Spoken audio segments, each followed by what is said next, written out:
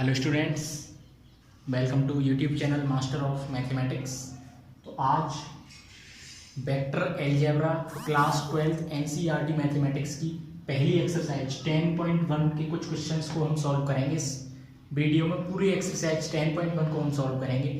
अगर आपने basic video मेरी तीनों नहीं देखी हैं जिसमें मैंने वेक्टर अलजेब्रा का पूरा बेसिक बताया, अगर आपने वो बेसिक देख लिया तो एक्सरसाइज आप चुटकियों में सॉल्व करेंगे। अगर वो बेसिक आपने नहीं देखा है तो आपको काफ़ी दिक्कत होने वाली है।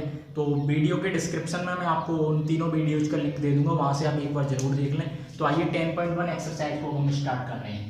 पहला क्वेश्चन है आपका, इसमें represent graphically a displacement of 40 kilometre 30 degree east of north. आपको एक डिस्प्लेसमेंट दे रखा है 40 किलोमीटर का, उसको आपको ग्राफिकली रिप्रेजेंट करना है। डिस्प्लेसमेंट को कितना है 40 किलोमीटर, और किस डायरेक्शन में है 30 डिग्री का एंगल बनाते हुए ईस्ट ऑफ नॉर्थ डायरेक्शन में, यानी कि ईस्ट और नॉर्थ डायरेक्शन में। इससे पहले आपको डायरेक्शन का ज्ञान होना चाहिए, जो कि सबको होता है ना, जिसको नहीं है वो भी हो जाएगा।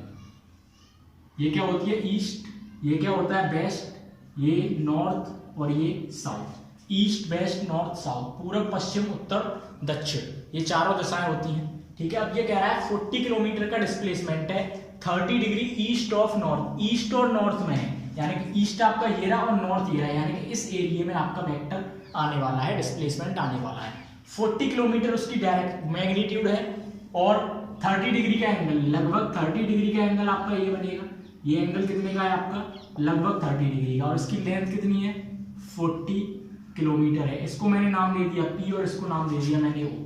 यानी कि जो वेक्टर OP खींचा हमने, कौन सा वेक्टर खींचा, वेक्टर OP, ये क्या है रिप्रेजेंट कर रहा है डिस्प्लेसमेंट को।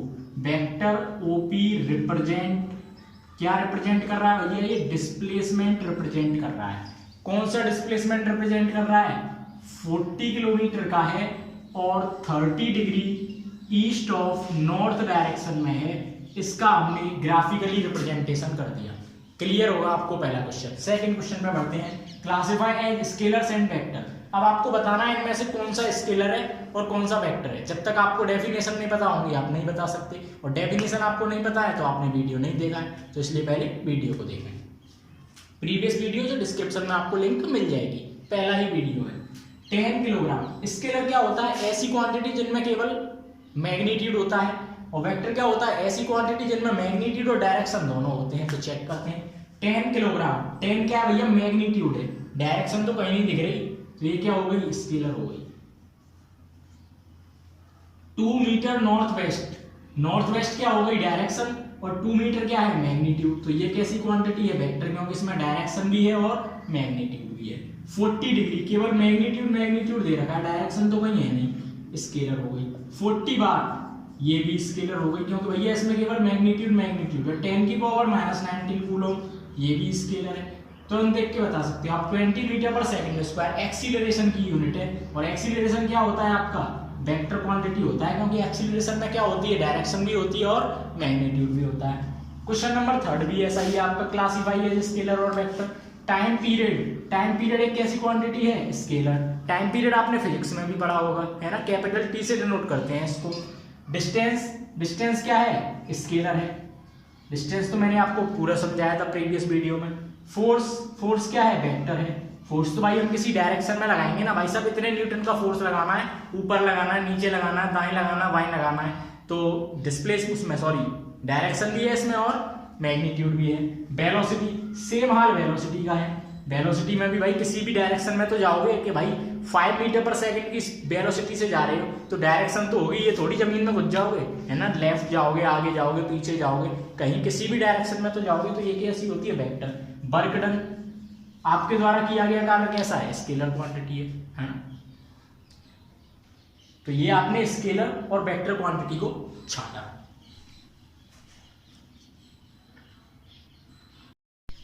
तो अगला क्वेश्चन हम सॉल्व करेंगे एक्सरसाइज 10.1 में। आपको अब तक 3 क्वेश्चन सॉल्व कर लिए। चौथा क्वेश्चन है, in figure identify the vectors. आपको एक डायग्राम दे रखा है, इनमें से आपको इन वेक्टर्स के नाम बताने हैं। को इनिशियल कौन सा है इक्वल कौन सा है और कोलिनियर बट नॉट इक्वल इनमें से कौन सा है। तो जब तक आपको इनकी डेफिनेशन नहीं पता होंगी तब तक आप नहीं बता सकते। तो डेफिनेशन के लिए आप पार्ट 2 और पार्ट 3 यानी कि वेक्टर अलजेब्रा का सेकंड और थर्ड वीडियो जरूर देख लें, उसमें मैंने टाइप्स ऑफ वेक्टर सभी आपको बताए हैं। दोनों ही क्वेश्चन टाइप्स ऑफ वेक्टर से रिलेटेड है। को इनिशियल पूछ रहा है, को इनिशियल क्या होते हैं? ऐसे वेक्टर जिनका इनिशियल पॉइंट सेम होता है। मैंने आपको पिछले लेक्चर में बताया है कि को इनिशियल वेक्टर ऐसे वेक्टर होते हैं जिनका इनिशियल पॉइंट क्या होता है? सेम होता है, यानी कि जो एक ही पॉइंट से निकल रहे होते हैं। कौन से वेक्टर हैं इसमें? देखो, अगर मैं इस वेक्टर की बात करूं, वेक्टर ए और वेक्टर डी, वेक्टर ए और वेक्टर डी दोनों इसी पॉइंट से जा रहे हैं। इस पॉइंट से ये जा रहा है और इसी पॉइंट से ये जा रहा है। कौन कौन से? ए और डी। तो ये दोनों वेक्टर आपके क्या हो जाएंगे? इनिशियल वेक्टर हो जाएंगे। कौन से वेक्टर हो जाएंगे? को इनिशियल वेक्टर ए और वेक्टर डी, क्योंकि इनका इनिशियल पॉइंट सेम है। दूसरा पूछ रहा है इक्वल वेक्टर। इक्वल वेक्टर क्या होते हैं? ऐसे वेक्टर जिनका मैग्नीट्यूड और डायरेक्शन दोनों चीजें सेम होती हैं, उन वेक्टर्स को हम क्या कहते हैं? इक्वल वेक्टर कहते हैं। तो मैग्नीट्यूड और डायरेक्शन, देखो भाई, इसकी डायरेक्शन तो इधर है और इसकी इधर है, तो ये तो हो नहीं सकते कभी। देखो, इन दोनों की डायरेक्शन सेम है, ये बी इधर आ रहा है और ये भी इधर आ रहा है। तो vector B and vector D आपके क्या हो गए? दोनों की डायरेक्शन सेम है और मैग्नीट्यूड भी दोनों का सेम है, तो ये हो गए आपके equal vector. Collinear but not equal, collinear तो होने चाहिए लेकिन इक्वल नहीं होने चाहिए, है ना। कोलिनियर क्या होते हैं? ऐसे वेक्टर जो एक ही लाइन में होते हैं या पैरेलल होते हैं, है ना। तो कौन कौन से? डायरेक्शन पर डिपेंड नहीं करता।